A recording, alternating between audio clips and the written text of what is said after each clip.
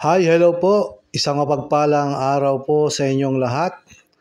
Kamusta na ho kayo? Sana ho ay nasa mabuti kayong kalagayan, saan man ho kayo naroroon. Nagbabalik hong muli itong aking YouTube channel na Eric's Vlog. Maraming salamat ho sa patuloy na nanonood ng aking mga video na ina-upload.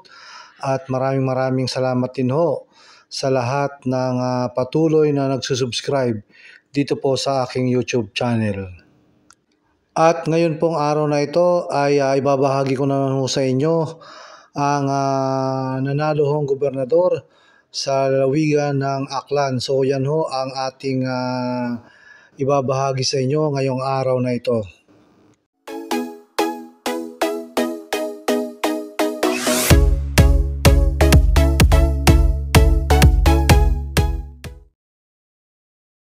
Ang lalawigan ho ng Aklan ay sakop ho ng Region 6. Ito ho ay parte ng Western Visayas.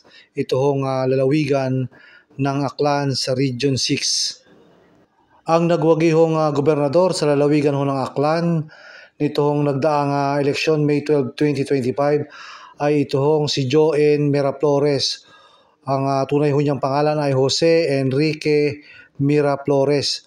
So siya ho ay umupo na bilang gobernador ng lalawigan ho ng Aklan noong June 30, 2025 at siya ho ay mananatili dyan ho sa posisyon na yan hanggang June 30, 2028. At base ho sa resulta ng eleksyon sa labanan ho ng pagka-gobernador dyan sa lalawigan ho ng Aklan ay nakakuha ho ng botong 232,694 votes itong si Joen Miraflores.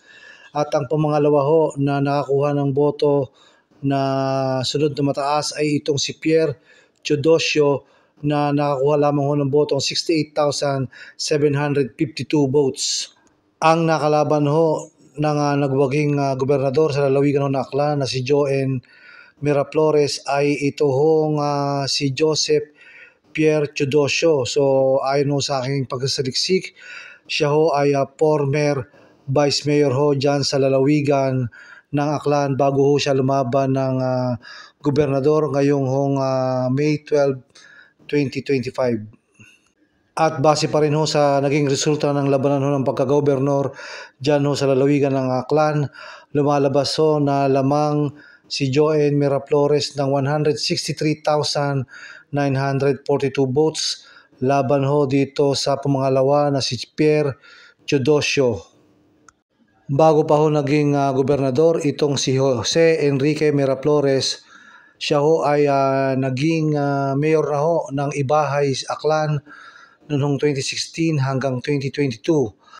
Ang kanya hong ama na si Florencio Miraflores ay naging mayor din ho ng Ibahay, Aklan noong 1988 hanggang 1995 at ang kanya hong ina na si Maria Lourdes Miraflores ay naging mayor din ho ng Ibahay, Aklan noong 2007 at 2016 at pagkatapos ng maging mayor itong si Jose Enrique Miraflores, ang kapatid naman ho niyang si Jose Miguel Miraflores ho ang naging mayor ho dyan sa bayan ho ng Ibahay, Aklan at ngayon hong 2025 ay muling nagwagi ho itong si Jose Miguel Miraflores kaya siya ho ay mananatiling mayor ho dyan sa bayan ho ng Ibahay, Aklan.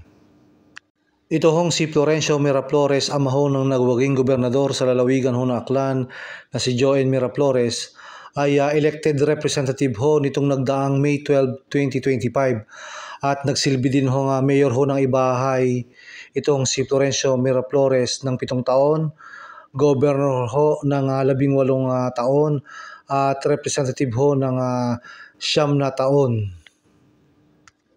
Ito naman hong si Maria Lourdes Miraflores ho, ang ina ng nagwagi hong gobernador ay naging mayor din ho ng Ibahay, Aklan simula ho noong 2007 hanggang 2016.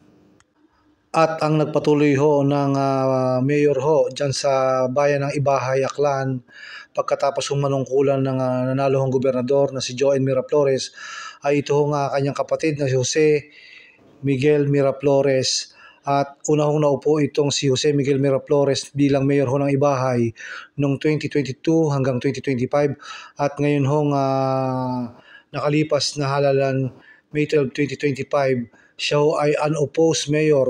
Ibig sabihin ho, wala ho siyang nakalabang mayor nito hong nagdaang eleksyon at siya ho ay manatiling uupo pagiging mayor ho hanggang June 30, 2028. So lumalabas ho ang nanalong gobernador na si Jose Enrique o Joe Miraflores itong nagdaang May 12, 2025. Siya ho ay nasa ikalawang termino na dahil ang kanya hong unang termino bilang gobernador ho ay nangyari ho noong 2022 hanggang 2025.